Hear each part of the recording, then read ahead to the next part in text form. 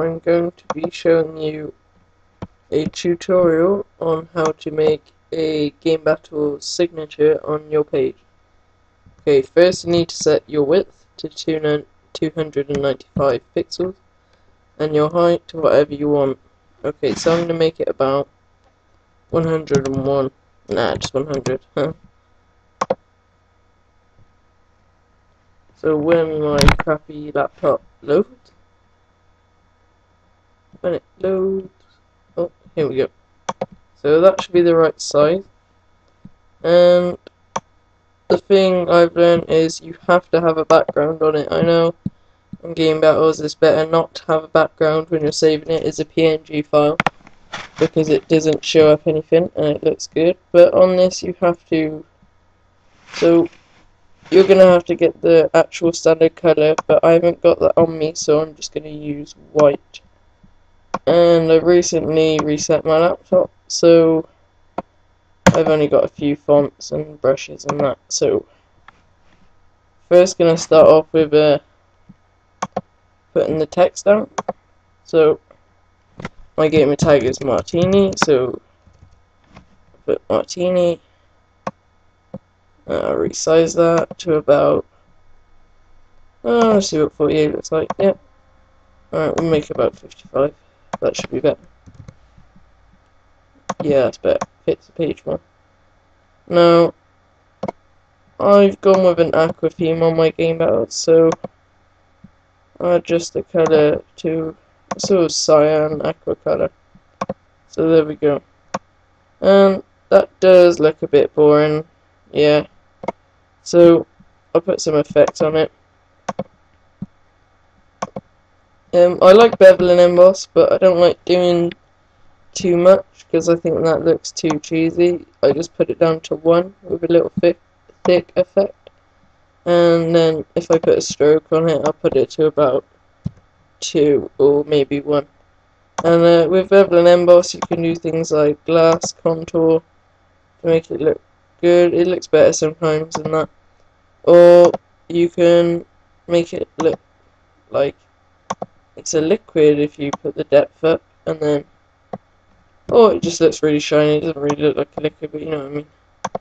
So, but I'm just going to stick with that. And next you want to put a new layer in. And then you want to go to the gradient tool here. And you want to select this style of gradient and this style here. And whatever colour scanner line you want in your scanner bar signature on Game Battles, you just change this colour here. At the moment I've got it as cyan, but let's have green because that looks like a scanner bar. It's not that great, but you can just fiddle about with it and do whatever you want. So I'll have the green scanner bar, and this bit can be quite annoying if you've got funny mouse like I used to have, and you just basically put it to the right a little bit or to the left, and you should get this nice line like this. And for this we will be using the animation tool, so after you've got your line you can go to window and animation, and this will come up at the bottom. You will probably want, you won't want the animation timeline. What would you want? Oh yeah, you want the storyboard instead. And you can get that by clicking now, or switch vice versa, depending on what you want. So you get your scanner bar like this. I think I'll change mine. Put some effects on it. I'll have an outer glow. I don't want a white one. I'll change it to normal.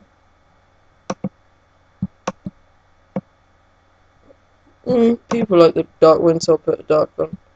And I'll make this spread a bit wider. Make it a bit darker as well. So there we go. So now we've got that, we want to go down to where our text layer is and bring it down to this button here. So that will bring up a mask, and you want to put the mask onto this layer here, which will cut it off. So you see there's this sort of effect, so it's inside the text. And next you want to go to a new frame down the bottom, and then delete the mask. Okay, and then you move this scanner line or gradient line or whatever you want to call it. You move this going on. Oh yeah, there we go. You move this across to here, and then you again put the mask on the text layer. Put the mask on the text layer down here, or it automatically does it when you've selected that layer. Okay, now we go down to here. Mine's currently set at 10 seconds, but I'll put it to 0.1. And then you highlight both layers, and you click this funny looking, I don't know, circular thing, and it's the tween thing. And I'll put about 30 frames in, that should be enough. And then it'll just process it, and then you'll have your frames on the bottom.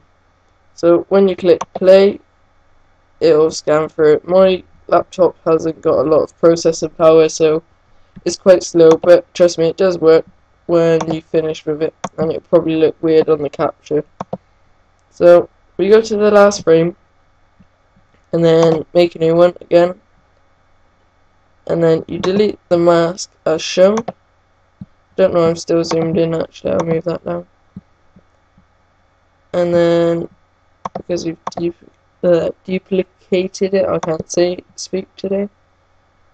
And you bring it back again, and then you do the same thing with the text layer and the mask, and then it brings it back up, and then you again hold shift and click, and then you go to the tween tool, and we'll put another 30 in, so that'll work, and you'll process it and do it again.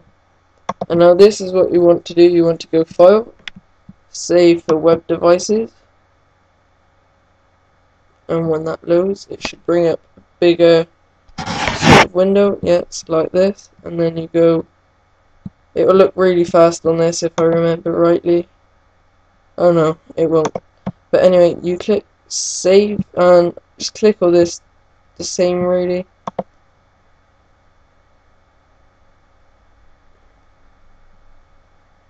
My computer is doing something currently. Oh, bring down my document. So I'll just save it as